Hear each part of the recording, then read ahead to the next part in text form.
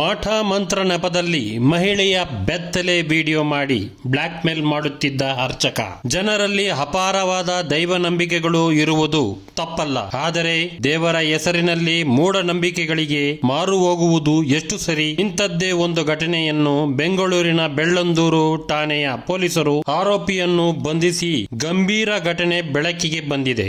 ಮಾಟ ಮಂತ್ರ ಪರಿಹಾರ ಹೆಸರಿನಲ್ಲಿ ಮಹಿಳೆಯ ಬೆತ್ತಲೆ ವಿಡಿಯೋ ಮಾಡಿ ಬ್ಲಾಕ್ ಮೇಲ್ ಮಾಡುತ್ತಿದ್ದ ಆರೋಪಿ ಅರ್ಚಕ ಕೇರಳ ಮೂಲದ ಅರುಣ್ ಪ್ರಕರಣದಲ್ಲಿ ಪ್ರಮುಖ ಆರೋಪಿ ಹಾಗೂ ದೇವಾಲಯದ ಮುಖ್ಯ ಅರ್ಚಕ ಉನ್ನಿ ದಾಮೋದರನ್ ಈತನು ಪರಾರಿಯಾಗಿದ್ದಾನೆ. ಈತನನ್ನು ಬಂಧಿಸಲು ಪೊಲೀಸರು ಕಾರ್ಯಾಚರಣೆ ಮುಂದುವರಿಸಿದ್ದಾರೆ. ಮಾಟ ಮಂತ್ರ ಶಾಪದಿಂದ ಪರಿಹಾರ ಬೇಕೆಂಬ ಆಶಯದಲ್ಲಿ ಮಹಿಳೆಯೊಬ್ಬರು ಕೇರಳದ ಪೆರಿಂಗೊಟ್ಟುಕ್ಕರ ದೇವಾಲಯವನ್ನು ಸಂಪರ್ಕಿಸಿದ್ದರು. ಅರ್ಚಕರು 24,000 ರೂಪಾಯಿ ವಸೂಲಿ ಮಾಡಿಕೊಂಡು ವಿಶೇಷ ಪೂಜೆ ಮಾಡುವುದಾಗಿ ಭರವಸೆ ನೀಡಿ ನಂತರ ಅರ್ಚಕ ಅರುಣ್ ಮಹಿಳೆಯ ವಾಟ್ಸಾಪ್ ಕೆಲವು ದಿನಗಳಲ್ಲಿ ಸಂಪರ್ಕಿಸುವುದಾಗಿ ಸೂಚಿಸಿದ್ದ. ಇದರಂತೆ ಕೆಲವು ದಿನಗಳ ನಂತರ ಅರ್ಚಕ ಮಹಿಳೆಗೆ ರಾತ್ರಿ ಸಮಯದಲ್ಲಿ ವಾಟ್ಸಾಪ್ ವಿಡಿಯೋ ಕರೆ ಮಾಡಿದ್ದ.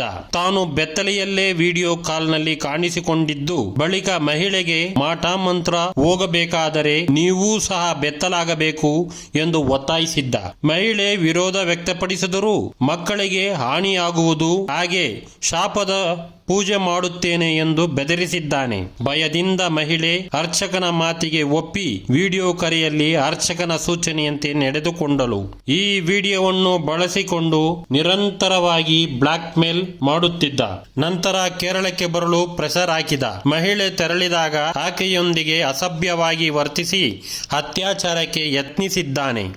ಇದರಿಂದ ಮಾನಸಿಕವಾಗಿ ಕುಗ್ಗಿದ ಮಹಿಳೆಯು ಇದೆಲ್ಲವೂ ಬುರುಡೆ ಎಂದು ತಿಳಿದು ಬೆಂಗಳೂರಿಗೆ ಬಂದು ಬೆಳ್ಳಂದೂರು ಪೊಲೀಸ್ ಠಾಣೆಯಲ್ಲಿ ದೂರು ನೀಡಿದ್ದಾಳೆ. ಮಹಿಳೆಯ ದೂರಿನ ಮೇರೆಗೆ ಬೆಳ್ಳಂದೂರು ಪೊಲೀಸರು ಅರ್ಚಕ ಅರುಣ್ ನನ್ನು ಬಂಧಿಸಿದ್ದಾರೆ ಹಾಗೂ ಪ್ರಮುಖ ಆರೋಪಿ ಹಾಗೂ ದೇವಾಲಯದ ಮುಖ್ಯ ಅರ್ಚಕ ಉನ್ನಿ ದಾಮೋದರನ್ ಈತನು ಪರಾರಿಯಾಗಿದ್ದಾನೆ. ಈತನನ್ನು ಬಂಧಿಸಲು ಪೊಲೀಸರು ಕಾರ್ಯಾಚರಣೆ ಮುಂದುವರಿಸಿದ್ದಾರೆ. ಪ್ರಿಯ ವೀಕ್ಷಕರೇ, ದೇವರಲ್ಲಿ ನಂಬಿಕೆ ಇಡಿ, ಅದು ತಪ್ಪಲ್ಲ.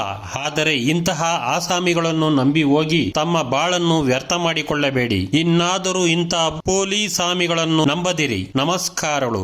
ಕ್ರೈಮ್ ಪ್ರಪಂಚ ಡಿಜಿಟಲ್ ನ್ಯೂಸ್ಗಾಗಿ ಜೆಪಿ.